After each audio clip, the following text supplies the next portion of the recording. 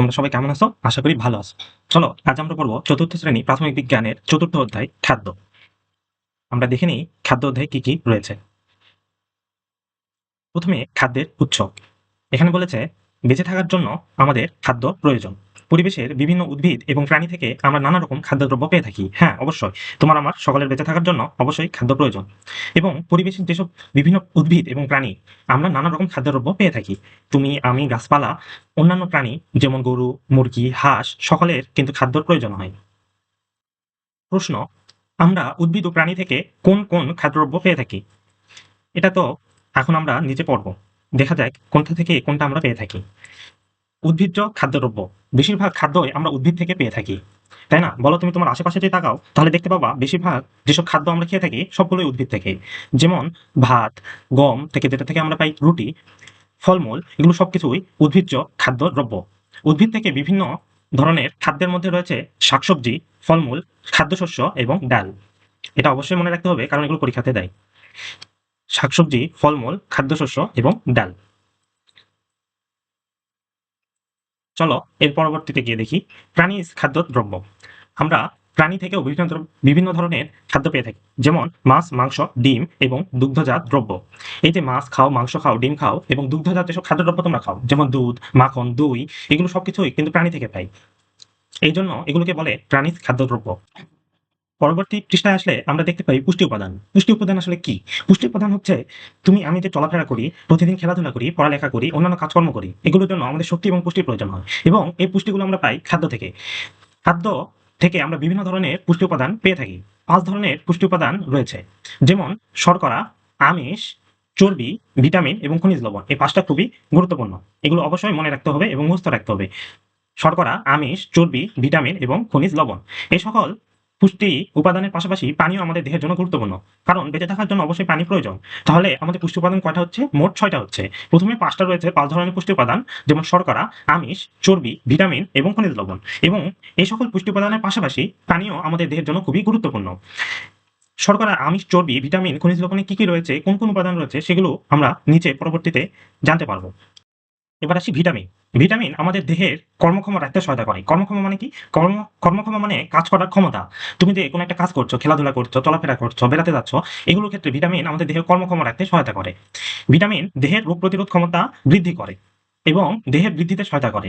রোগ প্রতিরোধ ক্ষমতা বৃদ্ধি মানে তুমি যখন খেলাধুলা করো বা চলাফেরা করো তখন তোমার দেহে যাতে কোনো রোগ যাতে বাসা বাঁধতে না পারে বা তুমি যাতে কোনো রোগ দ্বারা আক্রমণ না হও, সেক্ষেত্রে ভিটামিন কাজ করে এবং দেহের বৃদ্ধিতে সহায়তা করে। দেহের বৃদ্ধি মানে তুমি যে বৃদ্ধি পাও, যেমন তোমার উচ্চতা বৃদ্ধি পাচ্ছে, তুমি মোটা হচ্ছ, এগুলো হচ্ছে দেহের বৃদ্ধিতে সহায়তা করে ভিটামিন। এবং চোখ ও হাড় সহ বিভিন্ন অঙ্গের কাজ সম্পাদন সহায়তা করে। অর্থাৎ চোখ এবং হাড় তৈরিতে, হাড় তোমার মজবুত হচ্ছে ভিটামিন খাওয়ার মাধ্যমে এবং চোখের দৃষ্টিশক্তি বৃদ্ধি পাচ্ছে তোমার ভিটামিন খাওয়ার মাধ্যমে। ভিটামিন মোট 6 প্রকার। কত প্রকার? মোট 6 প্রকার। ভিটামিনগুলোর নাম অবশ্যই মনে রাখতে হবে: এ, বি, সি, ডি এবং ভিটামিন কে।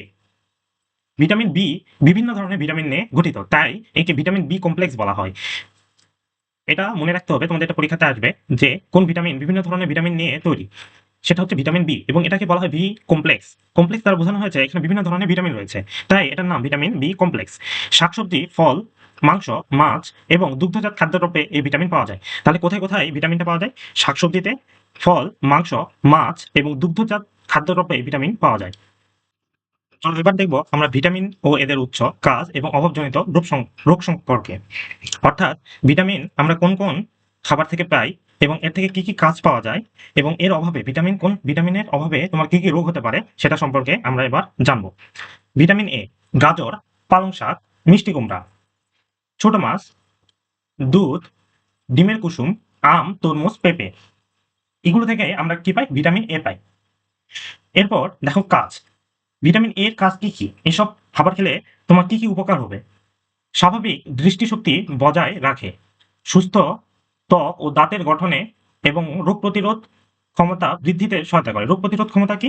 যে তোমার কোনো একটা যদি রোগ হয় তাহলে সেই রোগটা যাতে না ঘটতে পারে তোমার শরীরে, তোমার শরীরকে শক্তিশালী করবে। এক্ষেত্রে ভিটামিন এ কাজ করে। এবং এটার অভাবে কি কি রোগ হতে পারে? রাতকানা রোগ হতে পারে। রাতকানা অর্থাৎ রাতে দেখতে পাবা না। এরপর আসি vitamin B complex. Vitamin B complex পাওয়া যায় দানাশস্য, দুগ্ধজাত খাদ্য, মাছ, কলিজা, সবুজ শাকসবজি, মটরশুঁটি ইত্যাদি। এবং এর কাজ দেহের শক্তি উৎপাদনে সহায়তা করে। তোমার দেহের জন্য শক্তি অবশ্যই খুবই একটি গুরুত্বপূর্ণ জিনিস, কারণ এই শক্তি ছাড়া তুমি কখনো চলাফেরা করতে পারবে না, কোনো কাজ করতে পারবে না, তুমি পড়ালেখাও করতে পারবে না, কারণ তুমি যে বসে আছো এর জন্য কিন্তু তোমার একটা শক্তি লাগতেছে। এবং এই শক্তির যোগান দেয় ভিটামিন বি কমপ্লেক্সের এসব খাদ্যগুলো। এবং এর অভাবে কি কি রোগ হতে পারে? বেরি বেরি, মুখে ও জিভে ঘা, অ্যানিমিয়া বা রক্তশূন্যতা। রক্তশূন্যতা বলতে শরীরে রক্ত না থাকা, অর্থাৎ তোমার শরীরে যে রক্ত উৎপন্ন হয় সেই রক্তটা উৎপন্ন হবে না। এবং বেরি বেরি রোগ রয়েছে, মুখে ও জিভে ঘা হতে পারে ভিটামিন বি কমপ্লেক্সের অভাবে। এরপর আসি ভিটামিন সি। ভিটামিন সি রয়েছে বিভিন্ন ধরনের ফলে, যেমন পেয়ারা, আমলকি, কমলা, লেবু ও শাকসবজি যেমন টমেটো, বাঁধাকপি, ব্রকলি ইত্যাদি। এবং কাজ কি? রোগ প্রতিরোধ ক্ষমতা বৃদ্ধি করবে, দেহের বৃদ্ধি সাধন করবে এবং দেহকে কর্মক্ষম রাখতে সহায়তা করে। এবং অভাবজনিত রোগ হচ্ছে স্কার্ভি এবং মাড়ির রোগ। তোমাদের মাঝে মাঝে অনেকের ভিটামিন সির অভাবে স্কার্ভি বা মাড়ির রোগ হয়ে থাকে। এগুলো মূলত মুখে বিভিন্ন ধরনের ঘা হয়ে থাকে, এগুলো মূলত ভিটামিন সির অভাবে হয়ে থাকে। তাই বেশি বেশি করে পেয়ারা, আমলকি, কমলা লেবু, শাকসবজি যেমন টমেটো, বাঁধাকপি, ব্রকলি এগুলো খাওয়া প্রয়োজন। এরপর আসি ভিটামিন ডি। ভিটামিন ডি কোথায় থেকে আমরা পাই? দেখো, ডিমের কুসুম, মাছের তেল এবং সূর্যরশ্মি ডি ইত্যাদি। এবং কাজ কি? হাড়ের বৃদ্ধি ও গঠনে সহায়তা করে। তোমার শরীরে যে হাড় রয়েছে এসবের বৃদ্ধি করে এবং গঠনে সহায়তা করে। এটার অভাবে কি রোগ হতে পারে? দেখো, ভিটামিন ডির কারণে তোমার হাড় শক্তিশালী করে। তুমি যদি ভিটামিন ডি যদি না খাও তাহলে কি হবে? তোমার হাড় কিন্তু নরম হয়ে যাবে এবং নরম হওয়ার ফলে ছোটদের রিকেটস এবং বড়দের হাড় বেঁকে যায়। অর্থাৎ তোমার হাড় যদি নরম হয়ে যায় বা শক্তিশালী না থাকে তাহলে কিন্তু ছোটদের রিকেটস এবং বড়দের হাড় বেঁকে যায়। অর্থাৎ বড়দের যারা আছে তাদের হাড় বেঁকে যাবে এবং ছোটদের রিকেটস রোগ হয়। রিকেটস তো অনেকটা হাড় বেঁকে যাওয়ার মতো একটা রোগ। অর্থাৎ হাড় তোমার খুবই মুড়মুড়ে হয়ে যাবে, একটু আঘাত পেলে হাড় ভেঙে যাবে। এবার ভিটামিন ই, উদ্ভিজ্জ তেল, বাদাম, কলিজা ইত্যাদি। ভিটামিন ই পাওয়া যায় কোথা থেকে? তাহলে উদ্ভিজ্জ তেল থেকে, বাদাম থেকে এবং কলিজা ইত্যাদি থেকে। এবং এর কাজ কি? রক্ত কোষগুলোকে ক্ষতিগ্রস্ত হওয়া থেকে রক্ষা করে। তোমার যে রক্তের যে কোষগুলো রয়েছে এগুলোকে ক্ষতিগ্রস্ত হওয়া থেকে রক্ষা করে। এবং এটার অভাবে কি রোগ হতে পারে? তোমার দুর্বল পেশি, বৃদ্ধির হার কমে যাওয়া, চুল পড়া। এরপর ভিটামিন কে। ভিটামিন কে কোথা থেকে পাই আমরা? পাতা পাতা বিশিষ্ট সবুজ শাকসবজি, ঢেঁড়স, সয়াবিন ইত্যাদি। কাজ কি? কেটে যাওয়া স্থানে রক্ত জমাট বাঁধতে সহায়তা করে। তোমার হাত যখন কখনো কেটে যায়, হাত পা বা শরীরের অন্য কোথাও যদি কেটে যায় তাহলে সেখান দিয়ে রক্ত বের হয়। এই রক্ত বের হওয়া বন্ধ করতে ভিটামিন কে কাজ করে। এবং এই ভিটামিন কে পাওয়ার জন্য আমাদের কি কি খেতে হবে? দেখো, পাতা বিশিষ্ট সবুজ শাকসবজি, ঢেঁড়স, সয়াবিন এগুলো কেটে যাওয়া স্থানে রক্তের জমাট বাঁধতে সহায়তা করে। আর যদি তুমি এটা যদি না খাও তাহলে তোমার হাত পা কোথাও যদি কেটে যায় তাহলে কিন্তু রক্ত বের হওয়া বন্ধ হবে না, অর্থাৎ রক্ত তোমার বের হতেই থাকবে। তাই এখানে বলেছে এটার অভাব জনিত, এটি যদি না খাও তাহলে সেক্ষেত্রে কি হবে? রক্ত জমাট বাঁধার ক্ষমতা কমে যাবে, অর্থাৎ রক্ত সহজে জমাট বাঁধবে না। তাই আমাদের এই ৬টি যে ভিটামিন রয়েছে, vitamin A, B, C, D, E, K, এই ৬টি ভিটামিন অবশ্যই প্রত্যেকটি তোমাদের খাওয়া প্রয়োজন। এবং প্রত্যেকটির আলাদা আলাদা কাজ রয়েছে এবং প্রত্যেকটির অভাবে কোনো না কোনো রোগ হতে পারে। তাই তোমাদের উচিত প্রতিদিনের খাদ্যাভ্যাসে ৬টি ভিটামিনই রাখা, যাতে সুস্থভাবে বেঁচে থাকতে পারো। এবার আসি পরবর্তী পৃষ্ঠায়। দেখো, আমিষ। আমিষ দেহের গঠন, ক্ষয়পূরণ ও বৃদ্ধি সাধন করে। দেহের গঠনটা কি? দেহকে তোমার সুগঠিত করে, তোমাকে শক্তিশালী করে। তোমার দেহে যে সুস্থ স্বাভাবিক কাঠামো রয়েছে, অর্থাৎ অতিরিক্ত মোটা না আবার অতিরিক্ত চিকন না, এইরকম একটা দেহ গঠনে সহায়তা করে। ক্ষয়পূরণ করে, অর্থাৎ তোমার দেহে যদি কোথাও কোনো ক্ষয়ক্ষতি হয়ে থাকে, যেমন কোথাও যদি তোমার কোনো সেল ক্ষতিগ্রস্ত হয় তাহলে সেটাকে ক্ষয়পূরণ করে এবং বৃদ্ধি সাধন করে। প্রাণী উদ্ভিদ থেকে বিভিন্ন ধরনের খাদ্য থেকে আমরা আমিষ পেয়ে থাকি। অর্থাৎ প্রাণী উদ্ভিদ বিভিন্ন ধরনের যেসব খাদ্য তুমি গ্রহণ করো, বিভিন্ন রকম খাদ্য থেকে তুমি আমিষ পেয়ে থাকো। উদ্ভিদ থেকে যে আমিষ পাওয়া যায় তাকে বলে উদ্ভিজ্জ আমিষ। উদ্ভিজ্জ আমিষ তাহলে কি? যেসব উদ্ভিদ থেকে তুমি যেসব আমিষ পাবা, যেমন মটরশুঁটি, ডাল, বাদাম এগুলো কিন্তু উদ্ভিদ থেকে পাওয়া যায়, তাই এগুলো উদ্ভিজ্জ আমিষ বলে। মটরশুঁটি, ডাল, বাদাম, শিমের বিচি উদ্ভিজ্জ আমিষ। এগুলো মনে রাখতে হবে, কারণ এগুলো পরীক্ষাতে আসবে।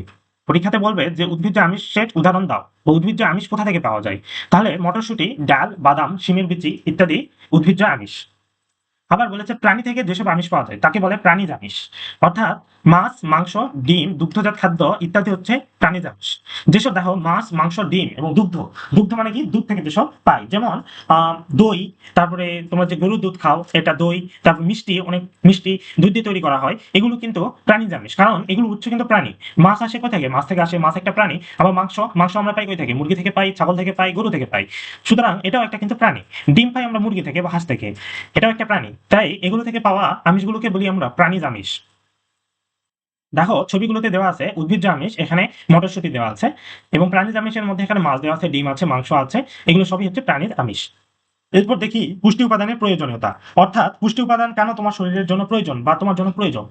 আমাদের দেহের জন্য পুষ্টি উপাদান খুবই গুরুত্বপূর্ণ। অবশ্যই তোমার আমার দেহের জন্য অবশ্যই পুষ্টি উপাদান খুবই গুরুত্বপূর্ণ। ভিটামিনের অভাব হলে বিভিন্ন ধরনের রোগ হতে পারে। আমরা তো উপরে পড়লাম যে ভিটামিনের অভাবে কি কি রোগ হতে পারে, যেমন রাতকানা, মুখের ঘা, রিকেটস, বেরি ইত্যাদি। আবার আমিষের অভাব হলে বৃদ্ধি ব্যাহত হয়, বেশি ক্ষয়প্রাপ্ত হয়। পুষ্টি উপাদান যেমন আয়োডিনের অভাবে গলগণ্ড রোগ হতে পারে। অর্থাৎ পুষ্টি উপাদান, দেখো তুমি যদি পুষ্টি উপাদানটি না খাও তাহলে কিন্তু তোমার আয়োডিনের অভাবে গলগণ্ড রোগ হতে পারে। জিনিসটা মনে রাখতে হবে যে কোনটির অভাবে গলগণ্ড রোগ হয় বা আয়োডিনের অভাবে তোমার কোন রোগ হতে পারে। এটা আয়োডিনের অভাবে গলগণ্ড রোগ হতে পারে। গলগণ্ড রোগ হচ্ছে গলার একটা সমস্যা। দেখো এখানে একটা ছবি দেওয়া আছে গলগণ্ড রোগের। এখানে গলাতে এরকম ফুলে গেছে, এটা হচ্ছে গলগণ্ড রোগ। এটা মূলত আয়োডিনের অভাবে হয়ে থাকে। সাধারণত লবণ কম খাইলে বা সামুদ্রিক লবণাক্ত, সমুদ্রের লবণ যেটা আছে আয়োডিন আছে, লবণের মধ্যে পাওয়া যায় আয়োডিন। এই আয়োডিনটা যদি না পাওয়া যায় তাহলে সেক্ষেত্রে এরকম গলগণ্ড রোগ হতে পারে। এটা আগেকার সময় অনেক বেশি হতো। যদি এখন লবণ প্রায় পর্যাপ্ত পরিমাণে সবখানেই পাওয়া যায়, তাই এখন গলগণ্ড রোগ তেমন দেখতে পাওয়া যায় না। কিন্তু অবশ্যই আয়োডিনের অভাবে গলগণ্ড রোগ হয়, তাই আমাদের আয়োডিনযুক্ত খাবার খেতে হবে। পর্যাপ্ত পরিমাণে পুষ্টি উপাদান পাওয়ার জন্য বিভিন্ন খাদ্যের সমন্বয়ে সুষম খাদ্য গ্রহণ করতে হবে। বিভিন্ন খাদ্যের সমন্বয় এখানে বোঝানো হচ্ছে, বিভিন্ন খাদ্য বলতে যে আমরা প্রথমে পড়েছিলাম 6টি খাদ্য, যেমন শর্করা, আমিষ, স্নেহ, ভিটামিন, খনিজ লবণ এবং পানি। এই 6টা মিলিত হয়ে সুষম খাদ্য গ্রহণ করতে হয়। এই 6টা মিলিতভাবে এদেরকে সুষম খাদ্য বলে। তাই সুষম খাদ্য গ্রহণ করলে আমাদের 6টা উপাদানই পাওয়া যায়, ফলে আমাদের কোনো রোগ হওয়ার কোনো সম্ভাবনা থাকে না। চলো দেখে নেই নিচে কি বলা আছে। আলোচনা, কোন কোন খাদ্যে অধিক পরিমাণে আমিষ পাওয়া যায়। ডানে দেখানো ছকের মতো খাতায় একটি ছক আঁকতে বলছে, তোমরা এটা বাসায় আঁকবা। যে সকল খাদ্যে অধিক পরিমাণে আমিষ পাওয়া যায় সেগুলো ছকে আঁকি, ছকে লিখি এবং সহপাঠীদের সাথে আলোচনা করে সম্পন্ন করে। এটা তোমাদের বন্ধুদের সাথে তোমরা আলোচনা করে এটা লিখবা। তো বইয়ে সব দেওয়া আছে উদ্ভিজ্জ আমিষ এবং প্রাণীজ আমিষ কোনগুলো, সেগুলো দেখে দেখে সুন্দর করে মনে মনে রাখবা। প্রথমে পড়ে নিবা, তারপরে না দেখে লিখবা। এরপর আসি সুষম খাদ্য। শরীরের সুস্থতার জন্য সুষম খাদ্য অপরিহার্য। সুষম খাদ্যে শরীরের জন্য প্রয়োজনীয় পুষ্টি উপাদানের সবগুলো পরিমাণ মতো থাকে। অর্থাৎ সুষম খাদ্যে শরীরের প্রয়োজনীয় যেসব পুষ্টি উপাদান 6টা রয়েছে সবগুলোই প্রয়োজনীয় পরিমাণ মতো থাকে। সুস্থ থাকার জন্য প্রতিদিন সুষম খাদ্য গ্রহণ করতে হবে। এরপর আসি নিরাপদ খাদ্য। খাদ্য শুধু সুষম হলেই হবে না, অবশ্যই নিরাপদ হওয়া প্রয়োজন। অর্থাৎ পচা, বাসি, দুর্গন্ধ এবং ভেজাল খাদ্যকে অনিরাপদ খাদ্য বলে। তুমি শুধু সুষম খাদ্য খেলেই হবে না, সেই খাদ্যগুলোকে তোমার ভালো হতে হবে। অর্থাৎ তুমি পচা, বাসি, দুর্গন্ধযুক্ত খাবার যদি খাও তাহলে যতই সুষম হোক তুমি অসুস্থ হয়ে যাবে। আবার ভেজাল খাদ্য খেলেও তুমি অসুস্থ হয়ে যাবে। তাই এগুলোকে বলে অনিরাপদ খাদ্য। তাই অবশ্যই আমাদের নিরাপদ খাদ্য খেতে হবে। পরিষ্কার পরিচ্ছন্নতা বজায় রাখতে হবে। খাদ্য টাটকা এবং সতেজ খেতে হবে, অর্থাৎ বাসি, দুর্গন্ধযুক্ত খাবার খাওয়া যাবে না। খাবার ঢেকে রাখা নিরাপদ রাখার জন্য গুরুত্বপূর্ণ, অর্থাৎ তোমার খাবার ঢেকে রাখতে হবে, তাছাড়া খাবারে নানা ধরনের পোকামাকড় যেতে পারে। এরপর আসি খাদ্যের প্রকারভেদ। সকল প্রকার খাদ্য বিভিন্ন শ্রেণীর অন্তর্ভুক্ত। অর্থাৎ তুমি যেসব খাদ্য আশেপাশে দেখতে পাও, তুমি খাবার খেতে বসলে যেসব খাদ্য দেখতে পাবা সবগুলো কোনো না কোনো শ্রেণীর অন্তর্ভুক্ত। প্রকৃতিতে বিভিন্ন প্রকারের খাদ্য রয়েছে, এ সকল খাদ্য বিভিন্ন শ্রেণীতে বিভক্ত করা হয়েছে। সুস্থভাবে বেঁচে থাকার জন্য প্রতিদিন পুষ্টি উপাদান সমৃদ্ধ সকল শ্রেণীর খাদ্য থেকে দেহের চাহিদা অনুযায়ী পরিমাণ মতো খাদ্য গ্রহণ করতে হবে। অর্থাৎ তোমাকে পরিমাণ মতো খাদ্য গ্রহণ করতে হবে, বেশিও না কমও না। প্রতিটি প্রকার খাদ্য থেকে বিভিন্ন ধরনের খাবার গ্রহণ করে আমরা সকল প্রকার পুষ্টি উপাদান পেয়ে থাকি। সুষম খাদ্যে সকল প্রকার পুষ্টি উপাদান পরিমাণ মতো থাকে। আমরা সহজে স্বল্প মূল্যে সহজলভ্য বিভিন্ন ধরনের খাবার থেকে সুষম খাদ্য বাছাই করতে পারি। এবার পরবর্তী পৃষ্ঠায় আসি। দেখো লেখা আছে খাদ্যের প্রকারভেদ এবং এগুলোর পুষ্টি উপাদান, অর্থাৎ কোন প্রকারভেদে কোন খাদ্যগুলো রয়েছে এবং এগুলো থেকে কি কি পুষ্টি পাওয়া যায়। দেখো খাদ্যশস্য এবং আলু থেকে আমরা কি পাই? শর্করা। শর্করা হচ্ছে পুষ্টি উপাদান। শর্করা জাতীয় খাদ্য তাহলে কোথা থেকে পাওয়া যায়? দেখো চাল, গম, আলু, ভুট্টা। এই চারটা খুবই ইম্পর্টেন্ট, তোমাদের রাখতে পারে যে শর্করা জাতীয় খাদ্য তোমরা কোথা থেকে পাও? চাল, গম, আলু এবং ভুট্টা থেকে পাওয়া যায়। এরপর আসি ভিটামিন এবং খনিজ পদার্থ কোথা থেকে পাওয়া যায়। খাদ্য শ্রেণী হচ্ছে শাকসবজি জাতীয় খাদ্য থেকে পাওয়া যায়। এবার কোন কোন শাকসবজি থেকে পাই? ফুলকপি, শাকসবজি, গাজর, পেয়ারা, টমেটো, ঢেঁড়স এবং মিষ্টি কুমড়া। ভিটামিন এবং খনিজ পদার্থ, দেখো এই দুইটা আমরা আবার ফল থেকেও পাই। কোন কোন ফল থেকে পাই ভিটামিন এবং খনিজ পদার্থ? আম, জাম, কাঁঠাল, কলা, আপেল, কমলা, আঙ্গুর ইত্যাদি। এবার আসি আমিষ। আমিষ কই থেকে পাই আমরা? মাছ, মাংস এবং ডাল থেকে পাই। মাছ, মাংস, ডিম, বাদাম, মটরশুঁটি, ডাল ইত্যাদি, এগুলো থেকে আমরা কোন পুষ্টি উপাদান পেয়ে থাকি? আমিষ পেয়ে থাকি। দুগ্ধজাত খাদ্যদ্রব্য প্রধান পুষ্টি উপাদান হচ্ছে ক্যালসিয়াম ও ভিটামিন। এবং খাদ্যদ্রব্য, কোন কোন খাদ্যদ্রব্য থেকে তুমি ক্যালসিয়াম ও ভিটামিন পেতে পারো?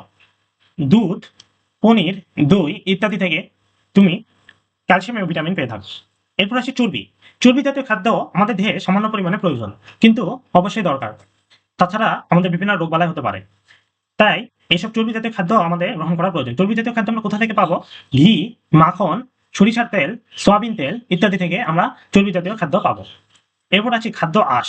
খাদ্য আঁশ আমরা পাবো সাধারণত বিভিন্ন ধরনের শাকসবজি, ফলমূল, ঢেঁকির ছাঁটার চাল ইত্যাদি থেকে। অর্থাৎ আমাদের এইগুলো হচ্ছে প্রধান পুষ্টি উপাদান। প্রধান পুষ্টি উপাদান হচ্ছে এই কয়েকটা: শর্করা, ভিটামিন, খনিজ পদার্থ, আমিষ, ক্যালসিয়াম, ভিটামিন, চর্বি, খাদ্য আঁশ, এবং এগুলো পাওয়া যাবে চাল, গম, আটা, ভুট্টা, আলু, ফুলকপি, শাকসবজি, গাজর, পেঁয়াজ, এগুলো সবগুলো খাদ্যদ্রব্য এখানে দেওয়া আছে কিন্তু। সুতরাং তোমাদের এগুলো মুখস্থ রাখতে হবে এবং সবগুলো ভালো করে মনে রাখতে হবে। এগুলো পরীক্ষাতে আসবে যে কোন পুষ্টি উপাদান আমরা কোন খাদ্যদ্রব্য থেকে পাবো। যেমন শর্করা পাবো আমরা কই থেকে? চাল, গম, আলু, ভুট্টা। তুমি একটু খেয়াল করে দেখো, চাল, গম, আলু, ভুট্টা এগুলো প্রায় কিন্তু এক জাতীয়। যেমন চাল, গম, আলু, ভুট্টা এগুলো মনে রাখতে হবে। আবার ভিটামিন, খনিজ পদার্থ তুমি পাবা কই? শাকসবজি এবং ফল থেকে পাবা। কোন কোন শাকসবজি ফল থেকে? ফুলকপি, শাকসবজি, গাজর, পেঁয়াজ, টমেটো, ঢেঁড়স, মিষ্টি কুমড়া, আবার আম, জাম, কাঁঠাল, কলা, আপেল, কমলা, আঙ্গুর ইত্যাদি ফল থেকে তোমরা ভিটামিন ও খনিজ পদার্থ পাবা। আবার আমিষ কই থেকে আমরা পাই? আমিষ পাবো মাছ, মাংস, ডিম, বাদাম, মটরশুঁটি, ডাল থেকে আমরা আমিষ পাবো। এভাবে সবগুলো পুষ্টি উপাদান এবং তাদের খাদ্যদ্রব্য সম্পর্কে ধারণা রাখতে হবে এবং এগুলো মুখস্থ রাখতে হবে। এবার আসি আদর্শ খাদ্য তালিকা। আদর্শ খাদ্য তালিকা আমাদের প্রতিবেলার খাবারের প্রয়োজনীয় সকল পুষ্টি উপাদান রয়েছে কিনা তা নিশ্চিত করতে সহায়তা করা। অর্থাৎ আদর্শ খাদ্য তালিকা বলতে বোঝানো হয়েছে তুমি যে প্রতিবেলায় যে খাবারটা খাচ্ছ সেই খাবারে কি তোমার যতগুলো উপাদান আমরা উপরে দেখলাম, যেমন শর্করা, আমিষ, স্নেহ, ভিটামিন, খনিজ লবণ, ক্যালসিয়াম, সকল উপাদান আছে কিনা। কারণ প্রতিদিন খাদ্যতে তোমার এই সকল উপাদান থাকতে হবে, তাছাড়া বিভিন্ন ধরনের রোগবালাই দ্বারা তোমরা আক্রমণ হতে পারো। এই খাদ্য তালিকা থেকে আমরা আরো বুঝতে পারি প্রতি বেলায় কোন খাদ্য কতটুকু খেতে হবে। অর্থাৎ পরিমিত পরিমাণে খেতে হবে। কোনো খাদ্য তোমার বেশি খাওয়ার দরকার নেই, কোনোটা কম খাওয়ার প্রয়োজন নেই, তোমাদের পরিমিত পরিমাণে খেতে হবে। এটা হচ্ছে আদর্শ খাদ্য তালিকা তোমাকে নির্ধারণ করে দিবে। চিত্রে দেখানো খাদ্য তালিকা অনুযায়ী আমাদের প্রতি বেলার খাবার, মোট খাবারের প্রায় অর্ধেক শাকসবজি ও ফল খেতে হবে। অর্থাৎ তুমি প্রতি বেলা যে খাবারটা খাবা তার মোট খাবারের অর্ধেকই তোমার শাকসবজি ও ফল খেতে হবে। কিন্তু অধিকাংশই আমরা খাই না, কিন্তু আমাদের অবশ্যই খাওয়া প্রয়োজন যে মোট খাবারের অর্ধেক শাকসবজি থাকতে হবে এবং ফল থাকতে হবে। অল্প পরিমাণে তেল ও চর্বি জাতীয় খাবার খেতে হবে। অর্থাৎ তেল ও চর্বি বেশি পরিমাণে খাওয়া যাবে না, খুবই সামান্য পরিমাণে খেতে হবে। এর সাথে পর্যাপ্ত পরিমাণে নিরাপদ পানি গ্রহণ করতে হবে, কারণ পানি তোমার পরিপাক শোষণে সহায়তা করে। তুমি যে খাবারগুলো খাচ্ছ সেই খাবারগুলো থেকে তোমাকে শক্তি উৎপাদন করতে যে পরিপাক প্রক্রিয়া যাবে সেই প্রক্রিয়ায় পানি কাজ করে। তুমি কি সুষম খাদ্য খাও? ডানে এখনো দেখানো ছকের মতো করে খাতায় একটি ছক আঁকতে বলেছে। তো এখানে বলেছে খাদ্যের প্রকার তুমি এরকম একটা ছক তৈরি করতে পারবে বাসায়। তো সকালের নাস্তায় তুমি খাদ্যশস্য এবং আলুর মধ্যে কি কি খাও, দুপুরের নাস্তায় কি খাও, রাতের নাস্তায় কি খাও, এভাবে শাকসবজি কি কি খাও, ফল, মাছ, মাংস, ডাল, দুগ্ধজাত খাদ্য এবং তেল ও চর্বি কোনটা কিভাবে খাও সেগুলো এখানে লিখতে বলছে। এগুলো তোমাদের হোমওয়ার্ক। এবার আসো আমরা দেখবো অনুশীলনী প্রশ্ন উত্তর। তোমার অনুশীলনী প্রশ্নগুলো উত্তর করার আগে তোমাদেরকে অবশ্যই আমি যে ক্লাসটা নিলাম সেটা সম্পূর্ণ করে ভালো করে পুরো বইটা রিভিশন দিবা এবং যেসব বিষয়গুলো আমি মুখস্থ করতে বলেছি সেগুলো ভালো করে মুখস্থ করবে। তারপরে অনুশীলনের প্রশ্ন উত্তর করতে আসবা। আসো প্রথমটা আমরা দেখি শূন্যস্থান পূরণ। শূন্যস্থান পূরণে ১ নম্বরে বলা হচ্ছে আমরা পরিবেশের ড্যাশ এবং প্রাণী থেকে বিভিন্ন খাদ্য পেয়ে থাকি। তাহলে আমরা পরিবেশে কোথা থেকে খাদ্য পেয়ে থাকি? আমরা কিন্তু এটা গল্পে পড়েছি যে পরিবেশে বিভিন্ন উদ্ভিদ, এখানে আমি উত্তরটা লিখে দিচ্ছি না, বলে দিচ্ছি যে পরিবেশের বিভিন্ন উদ্ভিদ এবং প্রাণী থেকে খাদ্য পেয়ে থাকি। তাহলে অবশ্যই এটা মনে রাখতে হবে আমরা বিভিন্ন উদ্ভিদ এবং প্রাণী থেকে খাদ্য পেয়ে থাকি। তারপরে ২ নাম্বার বলেছে মাছ, মাংস, ডিম থেকে পাওয়া আমিষকে কি বলে? বলো তো, মাছ একটা প্রাণী, তাই না? তার মাংস কি? মাংস একটা প্রাণী। বা ডিম আমরা কই থাকি? মাংসটা আমরা পাই প্রাণী থেকে। কোন প্রাণী? যেমন ধরা যাক মুরগি, ছাগল, গরু, এদের মাংস আমরা খেয়ে থাকি, এগুলো তো প্রাণী। আবার ডিম আমরা কই থেকে পাই? ডিম পাওয়া যায় মুরগি থেকে বা হাঁস থেকে, এটাও একটা প্রাণী। তাহলে সে আমিষকে কি বলা হবে? এটাকে বলা হবে প্রাণীর আমিষ। যদি এখানে থাকতো যে মটরশুঁটি, ধান, গম, তাহলে কিন্তু হবে কি? তাহলে কিন্তু সে আমিষকে উদ্ভিজ্জ আমিষ বলা যেত, কারণ সেগুলো কিন্তু উদ্ভিদ থেকে আমরা পাই। আচ্ছা, এবার দেখি ৩ নাম্বারটা। সুস্থ থাকার জন্য প্রতিদিন ড্যাশ খেতে হবে। বলো তো, সুস্থ থাকার জন্য প্রতিদিন তোমার কি খেতে হবে? প্রতিদিন তোমাকে খেতে হবে সুষম খাদ্য, যাতে সুষম খাদ্যে তোমার প্রতিটা খাদ্যের উপাদান থাকে, ৬টা উপাদানই থাকে। তাই তোমাকে সুস্থ থাকার জন্য প্রতিদিন সুষম খাদ্য খেতে হবে। ভিটামিন এর অভাব হলে কি হয়? তুমি কি বলতে পারবা ভিটামিন এর অভাব হলে কি হয়? আমি কিন্তু তোমাদেরকে পড়াচ্ছি, উপরে আমি দেখাইছিলাম যে ভিটামিন এর অভাব হলে কি হয়। তোমরা ছকটাতে লেখা আছে কিন্তু ভিটামিন এর অভাবে কি হয়, সেখানে হবে রাতকানা রোগ। তাহলে কি হয়? ভিটামিন এর অভাবে রাতকানা রোগ হয়। আচ্ছা, এরপর আসি সঠিক উত্তরটিতে টিক চিহ্ন দাও। ১ নম্বর কোনটি প্রাণী থেকে আসা খাদ্য, অর্থাৎ কোনটা প্রাণী থেকে এসেছে বলো তো? তোমাদের কিছু সময় দিলাম, তোমরা একটু ভেবে বলো তো যে কোনটি প্রাণী থেকে এসেছে। পাউরুটি, পনির, বিস্কুট, বাদাম, কোনটা প্রাণী থেকে আসা খাদ্য? তোমরা কি বলতে পারবা কোনটা প্রাণী থেকে আসা খাদ্য? এটা উত্তর হবে পনির। পনির একটা খাদ্য যেটা আমরা একটা প্রাণী থেকে পেয়ে থাকি, তাই এটা প্রাণী থেকে আসা খাদ্য বা প্রাণীজ খাদ্য। এরপর আছে ২ নম্বরটা, কোন পুষ্টি উপাদান দেহের গঠন, ক্ষয়পূরণ এবং বৃদ্ধি সাধন করে। কোনটা তোমার দেহের গঠন করতে পারে, ক্ষয়পূরণ করতে পারে এবং বৃদ্ধি সাধন করতে পারে? বলতে পারবা? তোমরা এটা কিন্তু উপরে পড়েছো, তোমাদের এটা অবশ্যই মনে রাখতে হবে, এগুলো প্রশ্ন আসবে। কোনটা বলো তো? আচ্ছা, আমি উত্তর বলে দিচ্ছি, এটা হবে আমিষ। আমিষ কি করে? দেহের গঠন, ক্ষয়পূরণ এবং বৃদ্ধি সাধন করে। এবার আসি 3 নম্বরে, যে কোন খাদ্যের প্রধান উপাদান শর্করা, অর্থাৎ শর্করা কোন খাদ্য থেকে পাওয়া যায়? বলতো দুগ্ধজাত খাদ্য, খাদ্যশস্য, আলু, মাংস, ডাল না শাকসবজি? অবশ্যই খাদ্যশস্য ও আলু, খাদ্যশস্য এবং আলু। এবার নিচে দেওয়া আছে ভিটামিন সি এর কাজ কি, উৎস কি? ভিটামিন এ এর কাজ কি? দেখো, ভিটামিন সি এর উৎস কি, তুমি যদি তোমার ছকটা বের করো, তোমার তোমার বইয়ে একটা ছক আছে, সেই ছকটা তুমি যদি বের করো তাহলে কিন্তু তুমি দেখতে পাবা ভিটামিন সি এর উৎস কি এবং ভিটামিন এ এর কাজ কি।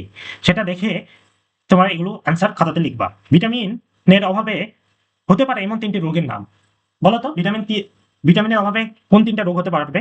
তুমি ওই ছকে কিন্তু অনেকগুলো রোগের নাম দেখেছো, তার মধ্যে যে কোনো 3টা রোগের নাম লিখলেই হবে। যেমন তুমি লিখতে পারো যে ভিটামিন এ লিখতে পারো, ভিটামিন এর অভাবে কোন রোগটা হয়? রাতকানা রোগ হয়। তারপরে লিখতে পারো মুখে ঘা, রিকেটস, স্কারভি, এইসব কিন্তু রোগ ভিটামিনের অভাবে হয় থাকে। তাই এখানে 3টা রোগের নাম লিখবা। এরপর আসি 4 নম্বরে, ভিটামিন বি কমপ্লেক্স কি? আমরা কিন্তু পড়েছিলাম ভিটামিন বি কমপ্লেক্স হচ্ছে ভিটামিন বি অনেকগুলো ভিটামিনের সমন্বয়ে গঠিত, তাকে ভিটামিন বি কমপ্লেক্স বলে। এবং কোন কোন খাদ্যে ভিটামিন পাওয়া যায়? এটা তোমার ছকে দেওয়া আছে, ছকটা তোমাকে মুখস্থ করতে হবে, তাহলে এই সকল প্রশ্নের উত্তর তুমি পাবা। আবার নিরাপদ খাদ্য কি? নিরাপদ খাদ্য আমরা কিন্তু একটু উপরেই পড়ে আসলাম, চলো দেখে নেওয়া যাক। এই যে দেখো নিরাপদ খাদ্য, নিরাপদ খাদ্য কোনটা? যে খাদ্য পরিষ্কার পরিচ্ছন্ন তা বজায় রাখে, খাদ্য টাটকা সতেজ রাখে, খাবার দেখে রাখে, এগুলো হচ্ছে নিরাপদ খাদ্য। অর্থাৎ যে খাদ্য পচা, বাসি, দুর্গন্ধযুক্ত হবে না এবং ভেজাল খাবার হবে না, সেটাই হচ্ছে নিরাপদ খাদ্য। অর্থাৎ আমরা দেখলাম এখানে সংক্ষিপ্ত প্রশ্নের যে 5টা প্রশ্ন বলা হয়েছে, এই 5টা প্রশ্নই কিন্তু তোমার অধ্যায়ে যে গল্পগুলো রয়েছে সেখানে কিন্তু সবগুলো প্রশ্নের উত্তর দেওয়া আছে। সুতরাং তোমাদেরকে অবশ্যই গল্পগুলো ভালো করে পড়তে হবে, মনে রাখতে হবে, এবং বিশেষ করে যে 6টি ভিটামিনের ছক, সে ছকের যে উৎস, বিভিন্ন ভিটামিনের উৎস, তাদের কাজ এবং তাদের অভাবে কি কি রোগ হতে পারে সেটা অবশ্যই মুখস্থ রাখতে হবে। এবার আসি বর্ণনামূলক প্রশ্ন। বর্ণনামূলক প্রশ্নে বলা হয়েছে সুষম খাদ্য কেন প্রয়োজন তা ব্যাখ্যা করো। কেন তোমার সুষম খাদ্য প্রয়োজন? এটা কিন্তু তোমার বইয়ে দেওয়া আছে, তুমি যদি উপরে গিয়ে একটু খুঁজো তাহলে তুমি কিন্তু পেয়ে যাবা। এবং 2 নম্বরে বলা আছে পর্যাপ্ত পুষ্টি উপাদান পাওয়ার সহজ উপায় বর্ণনা করো। এগুলো সবই তোমার বইয়ে দেওয়া আছে, এগুলো তোমরা খুঁজে বের করে নিজে নিজে খাতায় লিখবা। এরপর আসি 5 নম্বর, বলেছে যে বাম পাশে বাক্যাংশের সাথে ডান পাশের বাক্যাংশ মিল করো। অর্থাৎ দেখো এখানে খাদ্যশস্যের ডান পাশে কোনটা হতে পারে বলো তো? আম, দই, সয়াবিন, ফুলকপি, চাল, কোনটা খাদ্যশস্যের মধ্যে পড়ে? আশা করি তোমরা পেয়ে গেছো। চলো আমি গিয়ে দেখে দিই। খাদ্যশস্যের মধ্যে পড়বে তোমার চাল, খাদ্যশস্য চাল। আচ্ছা, এরপর আসি শাকসবজি। বলো তো শাকসবজির মধ্যে কোনটা আছে? ফুলকপি, সয়াবিন তেল, দই নাকি আম? অবশ্যই তোমরা পেয়ে গেছো, আমি জানি। শাকসবজি আমাদের মধ্যে পড়ে ফুলকপিতে। ফুলকপি শাকসবজির অন্তর্ভুক্ত। আসো এরপর দেখি ফল। ফল কোনটা? ফল হচ্ছে আম। এরপর দেখো দুগ্ধজাত খাদ্য, অর্থাৎ দুগ্ধজাত খাদ্য থেকে আমরা দুগ্ধজাত বলতে কি বোঝাই? দুধ থেকে যেসব আমরা খাদ্যদ্রব্য পাই। তো এখানে আর 2টা বাকি আছে, দই এবং সয়াবিন তেল। এই 2টা এখন আমরা দাগাতে পারিনি, এর মধ্যে একটা হবে দুগ্ধজাত খাদ্য আর একটা হবে তেল চর্বি। তো দুগ্ধজাত খাদ্য কোনটা হবে? আশা করি তোমরা পেয়ে গেছো, চলো আমি দেখে দিই। দুগ্ধজাত খাদ্য হবে দই। এবং তেল চর্বি, তেল চর্বি তাহলে কি? তেল চর্বি হচ্ছে সয়াবিন তেল, সয়াবিন তেল। আচ্ছা, দেখো এগুলো সবগুলোই পড়াই কিন্তু তোমার উপরে যে গল্পটা আমি প্রথমে তোমাদেরকে পড়াইলাম তার মধ্যেই কিন্তু আছে। সুতরাং তোমাদের সবার প্রথমে সেই গল্পগুলো ভালো করে পড়তে হবে, এবং যেসব ছক রয়েছে এবং যেসব গুরুত্বপূর্ণ লাইন আমি বলেছি সেগুলো অবশ্যই তোমাদের মুখস্থ রাখতে হবে, তাহলে সকল প্রশ্নের উত্তর পাবা। আজকের মতো এখানেই শেষ, বিদায়।